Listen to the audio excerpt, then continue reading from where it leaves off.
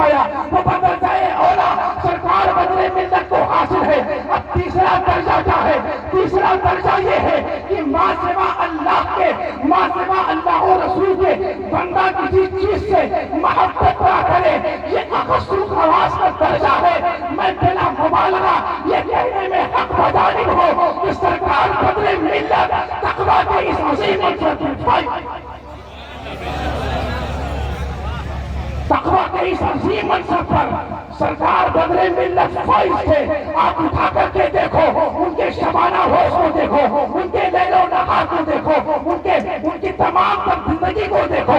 آپ کو الحب فی اللہ والبغض فی اللہ کا وہ مصداق نظر آئیں گے. وہ جہاں آپ ان کو دیکھو گے اللہ و رسول کی محبت کا درس دیتے ہوئے وہ نظر آئیں گے. چاہے وہ پڑھیا کی سرزمین پر ہو، چاہے وہ ممبئی کی سرزمین پر ہو، چاہے وہ کلکتہ کی سرزمین پر ہو، چاہے وہ بلرام پور کی سرزمین پر ہو، دنیا کے کسی خطے میں سرکار بدلے ملت کی زندگی کو پڑھو، آپ کو پتا چلے گا سرکار بدلے ملت اس مرد کلندر کا نام ہے جو ہمیشہ قرآن کی بات کرتا ہے، جو حدیث مصطفیٰ کی بات کرتا ہے، جو مسلک اعلیٰ حضرت کی بات کرتا ہے، جو ہمیشہ ایمان و اعتقاد کی بات کرتا ہے.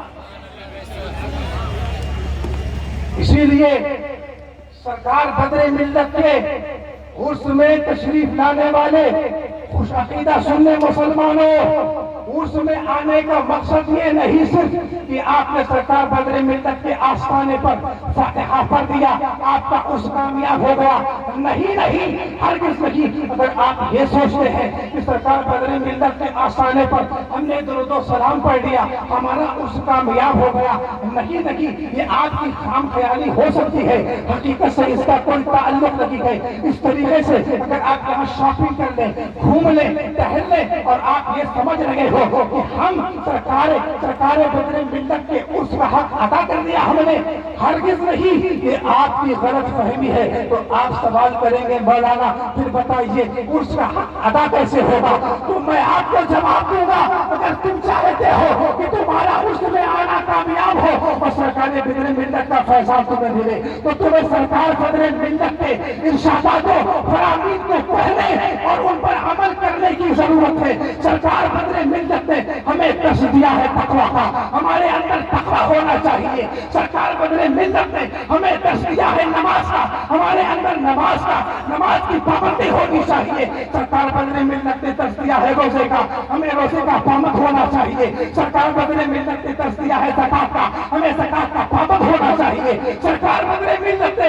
ہمیں درس دیا ہے مسلک اعلیٰ حضرت پر استقامت کا، ہمیں مسلک اعلیٰ حضرت پر مضبوطی کے ساتھ استقامت.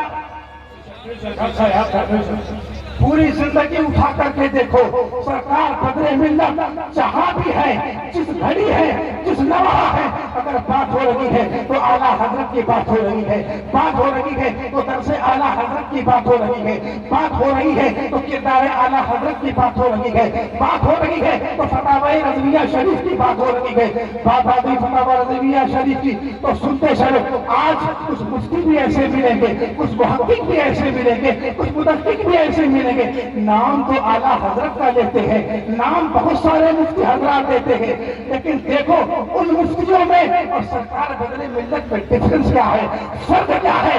اپنی تحقیق سرکار اعلیٰ حضرت کی تحقیق کے سامنے پیش کرتے ہوئے نظر آئیں گے، لیکن سرکار مفتی بدر الدین بدلے ملت کسی عام عالم کا نام نہیں ہے. اپنے وقت کے عظیم فقیہ کا نام مفتی بدر الدین ہے، اپنے وقت کے عظیم محقق کا نام حضور بدلے ملت ہے، اپنے وقت کے عظیم مفکر کا نام حضور بدلے ملت ہے، عظیم ادیب کا نام حضور بدلے ملت ہے. قسم خدا کی ان کی زندگی پڑھتے چلے جاؤ، پوری زندگی پڑھو، آپ کو پتا چلے گا کہ سرکار بدلے ملت نے کبھی کوئی ایسا فتویٰ نہیں دیا تو فتاوی رضویہ کے خلاف ہو، اعلیٰ حضرت کی تحقیق کے خلاف ہو، مفتی اعظم کی تحقیق کے خلاف ہو، اعلیٰ اپنے اکابرین کی تحقیق کے خلاف ہو، اگر فتویٰ دیا ہے تو اعلیٰ حضرت کے ارشاد کے مطابق دیا ہے، مفتی اعظم کے ارشاد کے مطابق دیا ہے۔ آپ کو سمجھنے کی ضرورت ہے کہ اس زمانے میں اپنے اسلاف کے مشن پر قائم کون ہے اور کون سا مفتی قائم ہو کر کے فتویٰ صادر کر رہا ہے۔ وہی درس جو سرکار بدر ملت نے دیا تھا، آج کون سا مفتی دے رہا ہے، کون سا محقق دے رہا ہے۔ اگر واقعی وہ اعلیٰ حضرت کے فتووں کے مطابق فتویٰ صادر کر رہا ہے تو اس سے محبت کرو، اس سے قریب ہو جاؤ، اور اگر اکابرین کے منہج و مسلک سے ہٹ کر تمہیں وہ لگانے کی کوشش کر رہا ہے تو اس سے دل کا توڑ الگ ہو جاؤ۔ اس لیے کہ سرکار اعلیٰ حضرت کی زندگی اگر ہمیں کسی نے بتانا ہے تو سرکار بدر ملت ہے۔ وہ پورے زندگی کے درس لے کر گئے کہ اے میرے غلاموں، اے میرے ماننے والوں، اے میرے چاہنے والوں، دنیا میں کہیں رہنا، جہاں بھی رہنا، مسلک اعلیٰ حضرت پر مضبوطی کے ساتھ قائم رہنا۔ آج دیکھیے بد اعتقادیت، لادینیت کتنی تیزی کے ساتھ پھیل رہی ہے جی، اور اس کا شکار عوام تو عوام عالم کہلانے والے لوگ ہیں، عالم کہلانے والے لوگ۔ حضرت کی سوال حیات میں میں نے پڑھا کہ قریب یہ بڑھا شریف گاؤں سے قریب کسی گاؤں میں حضرت کے جملہ بچوں کی، یعنی جتنے طلبہ پڑھ رہے تھے اس وقت ان تمام بچوں کی اور حضرت کی دعوت گئے، پہنچے دعوت میں۔ اتنی بات پتا چلی کہ اس بزم میں، اس دعوت میں کوئی بد عقیدہ موجود ہے۔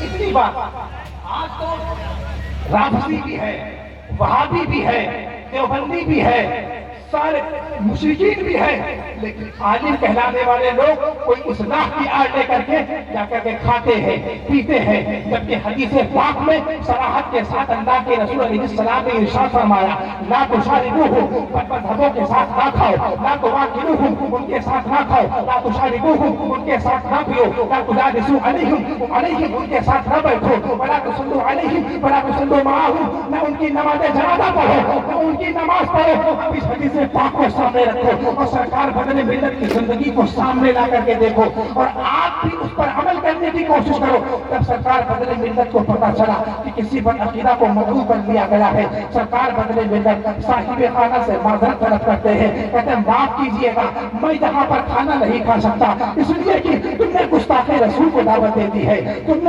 نے باقی رسول کو دعوت دے دی ہے، اب بدر الدین یہاں کھانا نہیں کھائے گا، اس کے طلبہ یہاں کھانا نہیں کھائیں گے۔ وہاں سے تشریف لاتے ہیں، یہاں حکم دیتے ہیں کہ بچوں کے لیے کھانا بنایا جائے، کھانا بننے کے بعد سارے بچے کھائے، لیکن سرکار بدر ملت کو جو دینا تھا وہ دے دیا کہ اگر کسی بزم میں، کسی مجلس میں کوئی بدعقیدہ مدعو ہو تو وہاں لے جانے کی کوئی ضرورت نہیں۔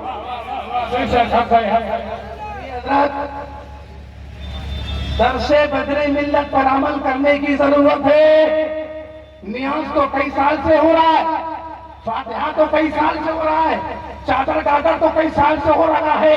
جب تک اپنے بزرگوں کے طرز کو، ان کے افکار و نظریات کو، ان کے اسوہ حسنہ کو اپنے اندر آپ پیدا نہیں کریں گے، یاد رکھو دنیا آپ کو بارود کے ڈھیر پر رکھے ہوئے ہے۔ آج دیکھ لو، سیریا تمہارے سامنے ہے، عراق تمہارے سامنے ہے، لبنان تمہارے سامنے ہے، دنیا کا نقشہ تمہارے سامنے ہے۔ اگر تم نے آج اپنے بزرگوں کے منہج و مسلک سے ہٹ کر کے کوئی کسی غیر کا راستہ آپ نے اختیار کر دیا، غیر کا راستہ آپ نے چن لیا، تو یاد رکھو پھر تمہاری خیریت نہیں ہے۔ آپ کو یہ کہنے کی ضرورت نہیں ہے کہ آج میرے اوپر فلاں حاکم مسلط ہے، فلاں حاکم مسلط ہے۔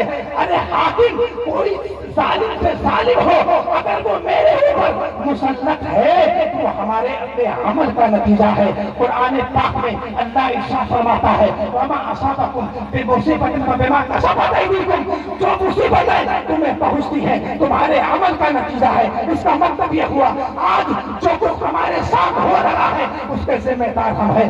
آج ہم اپنے آپ کو سدھاریں، اپنے معاشرے کو سدھاریں، اپنے گھر کو سدھاریں، اپنے سوسائٹی کو سدھاریں۔ اگر آج ہم سدھر جائیں گے یاد رکھو پھر اللہ کی رحمت بھی آئے گی، اللہ کا کرم بھی آئے گا، اللہ کی نوازشیں بھی آئے گی۔ رب قدیر کی بارگاہ میں دعا ہے اللہ تعالی ہم سب کو مسلک اعلیٰ حضرت پر استقامت عطا فرمائے اور مسلک اعلیٰ حضرت کے استقامت کے ساتھ ساتھ اس کو سمجھنے اور اس پر عمل کرنے کی توفیق عطا فرمائے۔ وآخر دعوانا الحمدللہ رب العالمین۔ السلام علیکم ورحمۃ اللہ وبرکاتہ۔ سبحان اللہ، ماشاء اللہ۔ اللہ کے نبی کریم صلی اللہ علیہ وسلم